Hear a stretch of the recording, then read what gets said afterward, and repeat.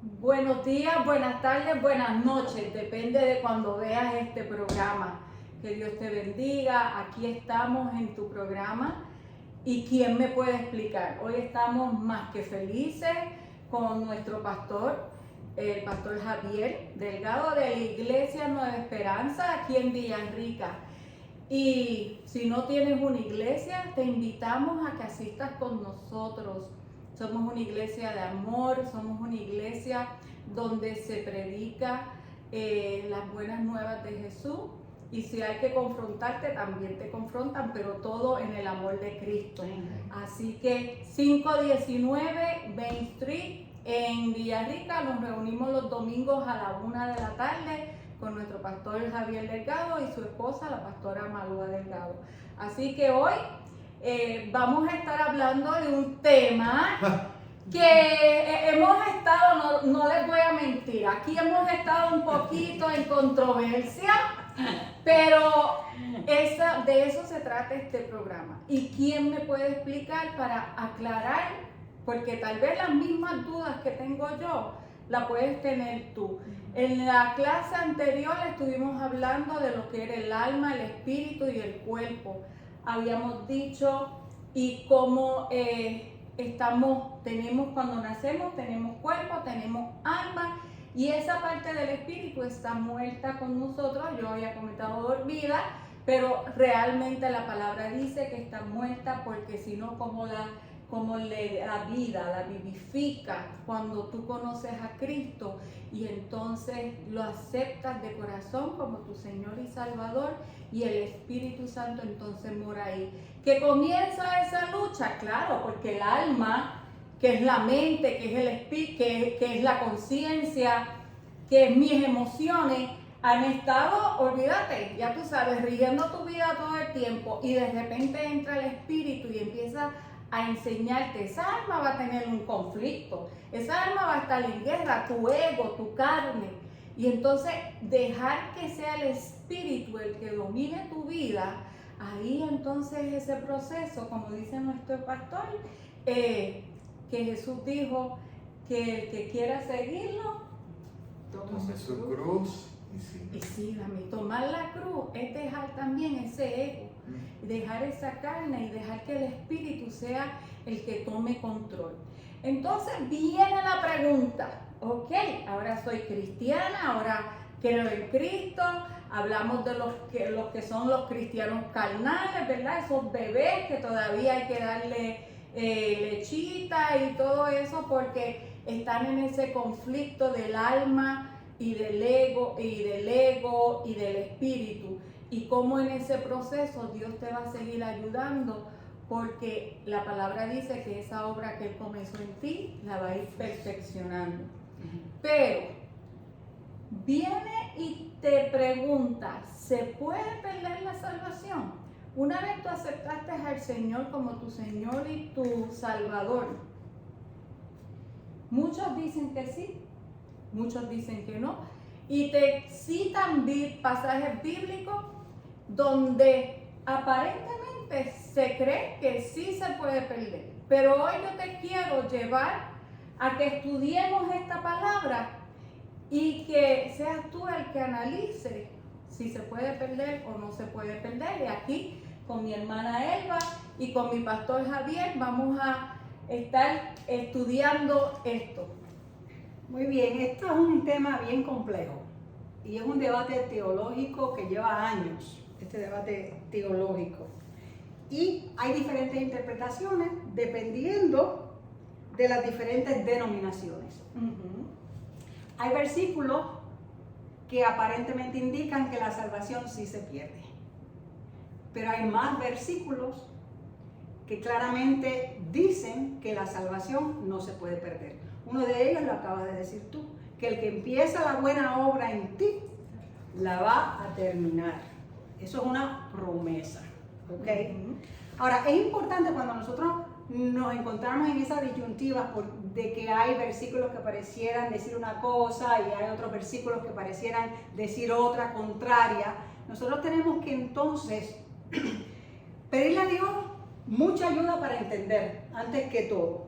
Y después nosotros tenemos que enfocarnos en esos pasajes que son más claros, obviamente, que los menos claros. A continuación, nosotros lo que vamos a empezar es hablar de aquellos versículos que aparentan decir que la salvación sí se pierde. Uno de esos versículos que utilizan a muchos para decir que se pierde está en Hechos 6, del 4 al 6, y te voy a pedir, Carmencita, por favor, que lo leas. Hechos 6, del 4 al 6.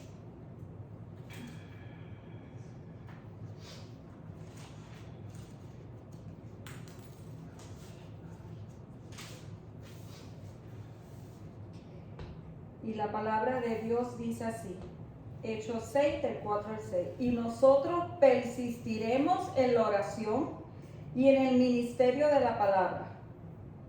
Agradó la propuesta a toda la multitud y el pesa. Es Hechos 6, del 4 al 6. Síguelo leyendo hasta el 6. Y eligieron, Hebreos. ok. Está muy bien. Perdón. Hebreos 6, del 4 al 6. Eso es para mantenernos humildes. Exacto, esto está en vivo, así que... Importante. Esto es en vivo. Exacto. Porque es imposible que los que una vez fueron iluminados y gustaron del don celestial y fueron hechos partícipes del Espíritu Santo y asimismo gustaron de la buena palabra de Dios y los poderes del siglo venidero y recayeron, sean otra vez renovados para arrepentimiento, crucificando de nuevo para sí mismo al Hijo de Dios y exponiéndole a vituperio. Aparentemente eso dice que sí, que tú puedes perder la salvación. Pero entonces tenemos que estudiar el versículo y qué fue la intención de Pablo al escribirlo, ¿ok? Tenemos que entender que Pablo estaba hablándole, le escribió esa carta a los hebreos.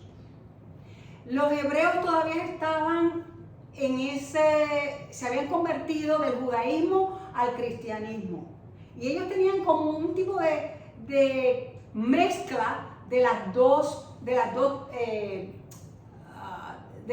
no quiero decir religiones, de las dos doctrinas. Entonces Pablo le está diciendo, el cristianismo no necesita la ayuda de ninguna otra doctrina. El cristianismo es claro. Y lo que está diciendo es que una vez Cristo murió por ti, por tus pecados, ya no se necesita ningún otro sacrificio. No se necesita absolutamente otro sacrificio, porque ellos habían supuestamente aceptado a Cristo, pero seguían haciendo de sus, ¿cómo se dice? Practicando su religión, su cultura y la ley, ¿ok? Bueno, en su contexto este versículo está diciendo a los judíos cristianos que a Cristo se debe aceptar como Mesías solamente por la fe, no por ritos religiosos de santificación o de purificación. Era una mezcla, como hablábamos hoy, de fe y obras. Por eso es que él está diciendo ahí en ese versículo que acabamos de leer. ¿Aceptaste a Cristo? Tú no tienes que dar para atrás y volver al judaísmo. Cristo es suficiente. Entonces, es muy importante que nosotros entendamos en qué contexto se escriben las Escrituras. Claro. Eso fue una carta a los hebreos que estaban mezclando las dos doctrinas. Y él básicamente le estaba diciendo, si tú verdaderamente abrazas la fe de Cristo, es Cristo lo único que necesita. Porque si tú vuelves atrás a tu doctrina, estás haciendo vana la muerte de Cristo. Ahí no se está hablando de perder la salvación. Entonces podemos llevarlo, como usted estaba diciendo hoy, hoy también lo podemos llevar como eres cristiano pero practicas yoga. Es correcto. buscando en el lugar equivocado la paz que solamente Cristo puede dar. Solamente Él la puede dar. Nada ni nadie más la puede dar. Esa mezcolanza de cultura, de doctrinas, de tradiciones, más que liberar, lo que hace es colocar más ataduras en esas personas donde no están claras que solo Cristo salva. Amén. Única y exclusivamente Cristo. Y el sacrificio lo hizo ya. No tenemos que hacerlo nosotros. Amén. Ya lo hizo. Amén. Amén. Otro versículo, que si me haces el favor y lo lees, ahora te lo voy a decir bien, Ok. es Filipenses 2, del 12 al 13. Otro que se usa para decir que se pierde la salvación. Dice, por tanto, amados míos, como siempre habéis obedecido, no como en mi presencia solamente, sino mucho más ahora en mi ausencia, ocupaos en vuestra salvación con temor y temblor, porque Dios es el que en vosotros produce así el querer como el hacer por su buena voluntad. ¿Cómo se debe interpretar ese versículo? A este versículo lo usan mucho para darle miedo a la gente. Cuida tu salvación con temor y con temblor. ¿Qué significa trabajar la salvación con temor y temblor? La palabra griega usada aquí, traducida, lo que quiere decir es reverencia. Cuida tu salvación con reverencia y con temblor. Pablo utilizó esa misma palabra, traducida de la misma forma, en 1 Corintios 2:3, cuando él dijo, llegué a Corintio con debilidad y mucho temor y temblor. Él estaba consciente de la gran responsabilidad y del compromiso que conlleva el ministerio en que él estaba envuelto. Y en ese sentido es que debemos trabajar nuestra salvación con reverencia y con temor. En otras palabras, tomándola en serio. Tomándola en serio. Y es como estaba diciendo el pastor hoy también, que tu ministerio, lo que tú haces para Cristo, entonces se tiene que hacer. Lo estás haciendo para Cristo. Yo quisiera agregar algo, si ustedes me lo permiten, y es esto. Cuida tu salvación con temor y con temblor. A ver, hay un Dios que es santo, y Él nos ha llamado a ser santos. Ya eso se ha explicado con anterioridad. La santidad no significa no caer, no pecar. Significa que ese temor reverencial debe permanecer en nosotros. Amén. Pero además, cuando tenemos a Cristo en nuestras vidas, tenemos al Paracleto, tenemos a un Espíritu Santo que es quien nos da el espíritu de convicción de pecado. No de condenación como hace el enemigo, sino de pecado. Amén. ¿Por qué también las Escrituras dicen esto? Porque no es que pierdo la salvación, pero cuántas consecuencias malas vienen a mi vida y a la vida de las personas que están a mi alrededor cuando peco, cuando no hay ese temor reverencial ante un Dios que es bueno y me ha dado algo por gracia, porque no lo merezco, como es la vida eterna.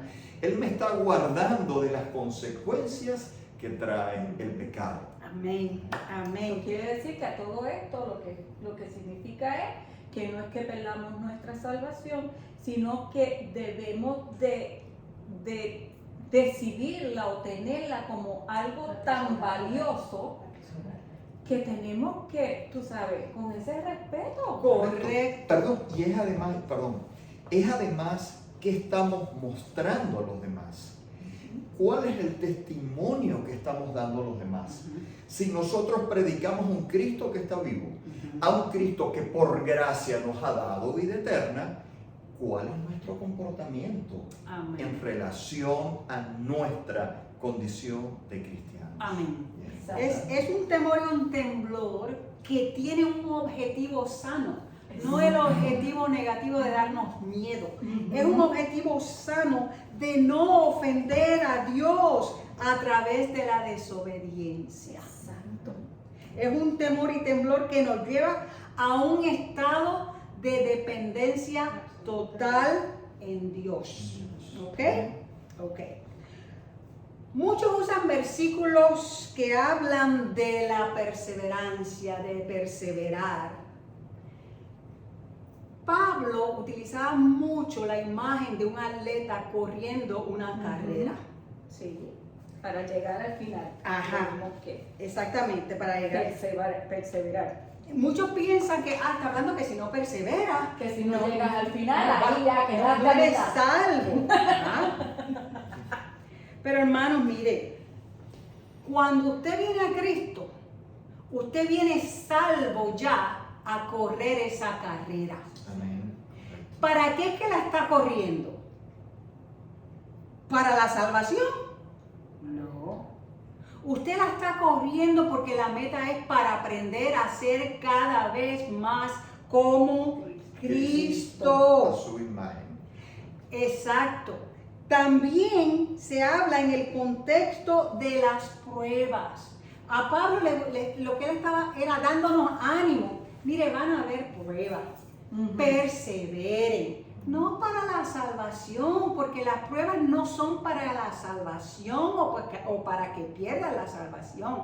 Las pruebas son para madurarte en Cristo, madurarte en este caminar con Cristo. ¿Puedo agregar? Claro. Dice también la palabra de Dios que en el mundo tendremos aflicciones. Esas son las aflicciones que tratan de desviarnos como corredores de esa carrera. Esas aflicciones tratan de desviarnos. Pero qué promesa tan hermosa nos dice el Señor. Él dice, pero confiad, porque yo vencí al mundo. Amén. No está diciendo manténgase en la carrera porque si no perderán la salvación. Es mantenerse firme. Vendrán aflicciones, pero confíen, mantengan su vista en la meta porque ya yo vencí al mundo. Amén. Entonces lo que quiere decir es eso, que ahora lo entiendo. Ujú. Porque ya yo vencí al mundo. Quiere decir que tu salvación ya Él la ganó. Hace tiempo. Amén. ¿Y cuál es el título de este programa? Pero ¿y quién me lo explica? Ya lo entendió. Alabado sea el Señor. Gracias, Señor. Gracias, Dios. Ay, Jesús le dijo a sus discípulos en Mateo 24, que este es otro versículo que se utiliza para decir que la salvación se pierde, que el que persevere hasta el fin será salvo. Mateo 24. Sí, no hay que leerlo, pero ahí lo dice. Ok. Dice, para entender este versículo tenemos que entender que Mateo 24 se está refiriendo, Jesús le estaba hablando a los judíos. Mateo 24 Jesús está diciendo, mire, en el tiempo de la tribulación, si usted no persevera, no se va a salvar.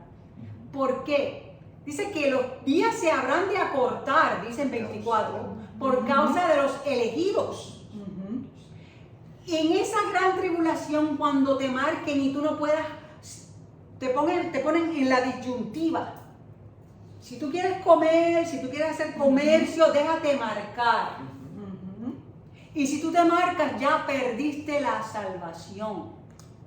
Esos son temas que se van a dilucidar aquí también acerca de la profecía en el futuro. Pero lo que hay que entender aquí es que eso se lo dijo Jesús a los judíos en el contexto de la gran tribulación. Quiere decir que nosotros ya no estamos aquí.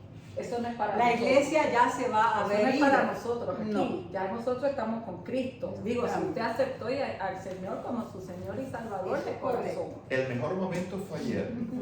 El segundo mejor momento es hoy. Mañana puede ser muy tarde. Recíbelo hoy como tu Señor y Amén. Salvador. Amén.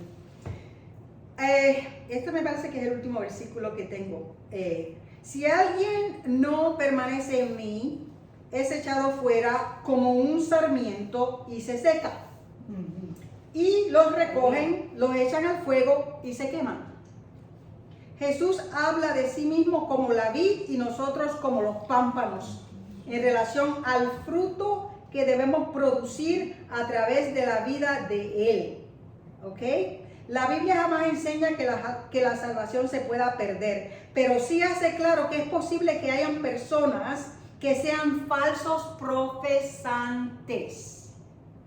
Son aquellos que dijeron haber aceptado la vida eterna, pero que después vivieron en el pecado y nunca se arrepintieron de nuevo.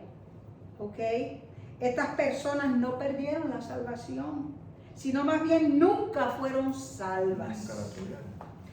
Un verdadero cristiano siempre perseverará y brindará fruto. Por lo tanto, jamás será movido de la vid verdadera. Esto tiene una segunda parte. En la segunda parte vamos a hablar de todos los versículos que prueban que la salvación no se puede perder. Para una persona entonces que haya aceptado al Señor de corazón, quiere decir que si tú aceptaste al Señor simplemente por un compromiso, entonces yo te voy a explicar algo. Nunca tuvo la salvación, no la puede perder. A ver, dice la palabra de Dios, se confiesa con la boca, pero con el corazón se cree. ¿Para qué?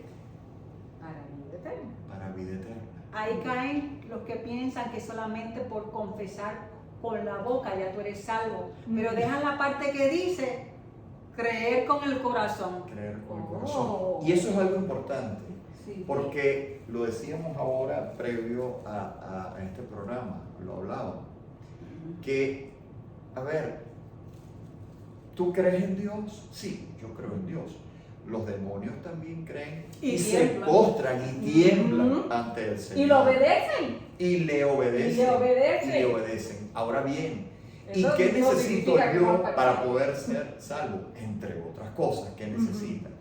No solo es creer, es confiar en que tú le estás entregando a tu vida a un Dios que es un Dios que está vivo, a un Señor Jesucristo que está sentado a su diestra y que intercede por ti y por mí por toda la eternidad. Pero la decisión es tuya, de nadie más. Una vez, si me lo permiten, predicamos acerca del arrepentimiento genuino versus el remordimiento. El remordimiento puede que lo tengas, eso no es suficiente. Si tú tienes un arrepentimiento genuino y de corazón confiesas tu pecado, serás perdonado y tendrás la promesa de Cristo cumplida en tu vida. De otra manera, el remordimiento no te lleva a nada en absoluto. Amén. Hay dos ejemplos de eso. Está Judas, que él tuvo remordimiento y se ahorcó. Y está Pedro, que después de haber negado a Cristo 3 veces, se arrepintió. A esos son dos ejemplos de lo que usted está hablando, pastor. Y yo pienso que en el caso de Judas, no es el tema, por supuesto, pero Si dice se las hubiera escrituras que él arrepentido, llevó el dinero, él las monedas las lanzó a los pies de quienes se las habían entregado. ¿Habrá tenido Judas un arrepentimiento genuino? Algún día lo podremos dilucidar Algún día cuando el lo Señor podremos nos lo saber. revele. Pero lo importante es eso, el arrepentimiento Genuino. Bueno, en la próxima clase entonces vamos a estar hablando de entonces qué es un cristiano verdadero cuando has aceptado al Señor de corazón, con tu conciencia, con tu alma, con tu cuerpo, porque entonces ahora tú sabes que eres templo vivo del Espíritu Santo que te debes cuidar. Amén. Y todo tu ser es un solo unido a un Cristo. Y eso ya lo vamos a tener en la próxima clase. Pero no me quiero ir sin que el pastor nos cuente hoy. De hecho, busca Nueva Esperanza en Villarrica, la iglesia Nueva Esperanza. No te pierdas la predicación de hoy, que estuvo fenomenal. Fenomenal. Pero él menciona algo que a mí me tocó y yo quiero que él la comparta con ustedes hoy y después entonces ustedes cuando tengan su tiempo en la semana busque esa predicación para que usted sea lleno, ¿verdad?, de una enseñanza maravillosa de parte del Espíritu Santo. Y vamos a darle el Amén, claro que sí, a Cristo sea la honra y la gloria. ¿Ah? Escuchaba en estos días algo y me sirvió para poder terminar de estructurar lo que fue este mensaje, guiado por el Espíritu Santo, por supuesto, y a Cristo sea la honra y la gloria. Y es esto, el que muere un cristiano, muere y va al cielo, y en el cielo está el apóstol San Pedro. San Pedro está, ustedes saben, Está ahí allí esperando con la lista. a las personas con la lista, ¿verdad? El checklist aquí, ¿no? Checklist. Con la lista y aparte un checklist también, ¿verdad? Entonces le pregunta a la persona, y ahora me conteo ahí, por favor, le pregunta a la persona, ok, dime por qué razón yo te debo dejar entrar al cielo. A ver, clarifiquemos algo. La salvación no es por obras, solo por la gracia de Dios. Estemos claros en esto. Este es un simple ejemplo, pero que nos sirve para entender un poco mejor la actitud que hoy en día, en vida, tú y yo debemos tener y entender algo que al final va a ser, sabemos, de bendición para tu vida. Total, llega esa persona y le dice, San Pedro le pregunta, ok, dime qué cosas buenas tú has hecho para que tú puedas entrar aquí al cielo. Y dice, bueno, caramba, morí hoy, morí a los 80 años, conocí a Cristo a los 10 años. Es decir, tuve 70 años, toda una vida, por favor, ¿verdad? Obedeciendo a Dios, haciendo las cosas para Dios. Le dice, ok, está bien. Por esto te vamos a dar 3 puntos. Si me puedes llevar el conteo, por favor. 3 puntos. Son 1000 puntos que tienes que agregar. Yo no tengo ningún problema. ¿Cuál es el problema? Tomaba la Santa Cena una vez al mes. 5 puntos más. Anótalo, por favor. Y además, ayudaba al pastor en la preparación de todo lo que es el servicio como tal. 3 puntos más. Muy bien. Y aparte de eso, hice muchos seminarios, estudié parte de teología. Muy bueno, está bien, te vamos a dar 10 puntos más por eso, ¿ok? A medida que pasaba el tiempo, ya esa persona como que empezaba a sudar. ¿Te ha pasado esto por casualidad a ti? Oye, entonces, ok, y le dice a San Pedro, dime, ¿qué más? Ok, dime. Ajá. ¿Cuántos puntos lleva? 21 puntos llevas hasta ahora, son 1000 puntos. Bueno, ya va, déjenme ver. Quiero mucho a mi suegra. Amo a mi suegra. Oh, qué bueno. 5 puntos más. No, 500 hay. Para 26. Las amamos, son una bendición para nosotros. A pesar de la risa de mi hermana Carmencita aquí, sabemos que es así. Amén. Muy bien. Ama a tu prójimo como a ti mismo, ¿verdad? Muy bien. A la final, ¿lleva cuántos puntos acumulados? 26 puntos. Le dice San Pedro, ok, dime, vamos rapidito porque hay más personas aquí esperando.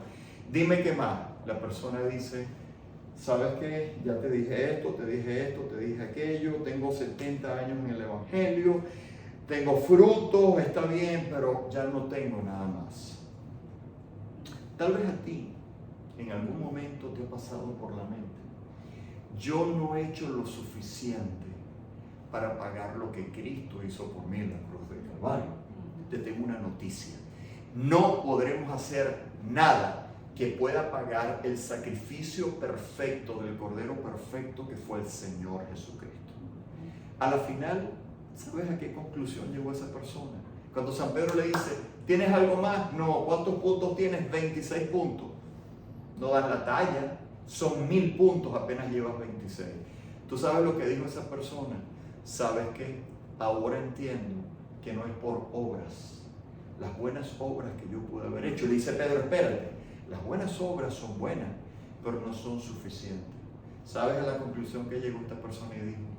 Lo único que me permitiría entrar al cielo es el amor, la gracia y la misericordia de Dios. 1000 puntos, acumulaste los 1000 puntos, entendiste el mensaje. Amado, amada, entiende el mensaje. Las buenas obras son buenas, pero debes tener la humildad que debes tener para reconocer que nada somos y que nada hacemos sino tomados de la mano de Cristo Jesús. Sigue haciendo buenas obras, es muy importante, pero lo más maravilloso de todo esto es entender que lo inmerecido que tú y yo tenemos, que es la vida eterna, solo nos da Dios por su misericordia y por su gracia. Que Dios te bendiga. Que Dios les bendiga. Cuídense y nos vemos en la próxima clase, no te la pierdas. Bendiciones. Bendiciones.